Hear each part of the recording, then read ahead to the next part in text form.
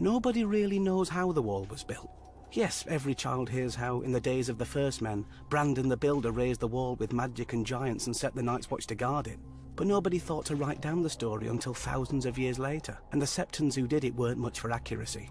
I mean, they have knights bumbling around thousands of years before there were knights. Sorry, bad habit. But even if magic and giants built the wall, it's the Night's Watch who have held it. Our order of builders repairs the keeps and towers, digs tunnels, crushes stone for roads and footpaths, and clears away trees wherever the forest presses too close to the wall.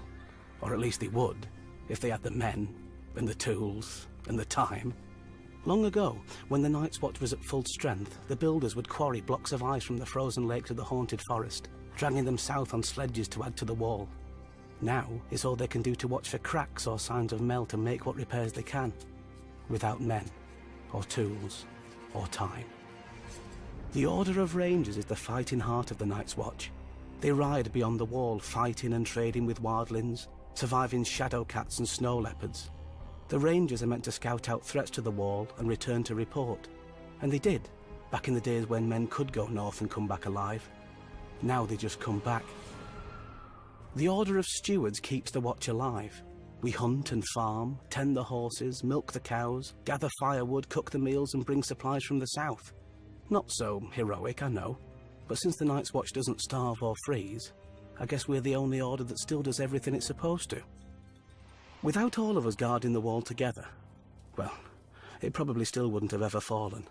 Solid ice rising hundreds of feet into the air and running hundreds of miles to the sea. No army is smashing it anytime soon, which is why our enemies have never tried. Well, not directly. The brothers Gendel and Gorn, kings beyond the wall, went under the wall, through ancient caves buried deep in the earth. But on the way back they took a wrong turn and were lost in the darkness. People say that their children's children's children are still down there, looking for a way up, or for more food to find its way down. When our rangers found Arson Isaacs picking away at the wall, he was almost halfway through. The rangers decided not to disturb him and sealed the way behind him with ice and stone and snow. Some say if you press your ear flat to the wall, you can still hear Arson chipping away with his axe. 100 years ago, another king beyond the wall, Raymond Redbeard, realised the wall's size is both its greatest strength and its greatest weakness. He waited for our patrols to pass and then sent climbers to the now unguarded stretch of the wall. When they reached the top, they dropped ropes and ladders for thousands more wildlings to clamber up. The Night's Watch didn't even know his army had crossed until after the Starks and Umbers had cornered and destroyed him.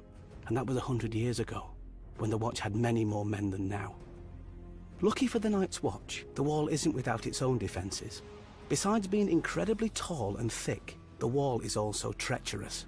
Many times a patrol will find the broken corpses of wildlings who've tried to climb the wall, only for a piece of it to break off mid-climb, or to have their hold slip as the sun melted the ice just enough.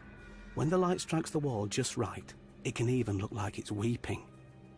1,000 years ago, the Night's Watch could have lined up shoulder to shoulder along the wall, all the way from Eastwatch by the Sea to the Shadow Tower, to meet Mance Rayder and his army.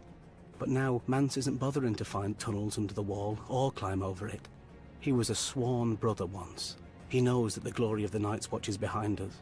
Mance is going to try what no man ever has. He's going to come through the wall. One day, I hope Maesters write stories about how we beat him back. Because if we don't, there may not be any more stories to write.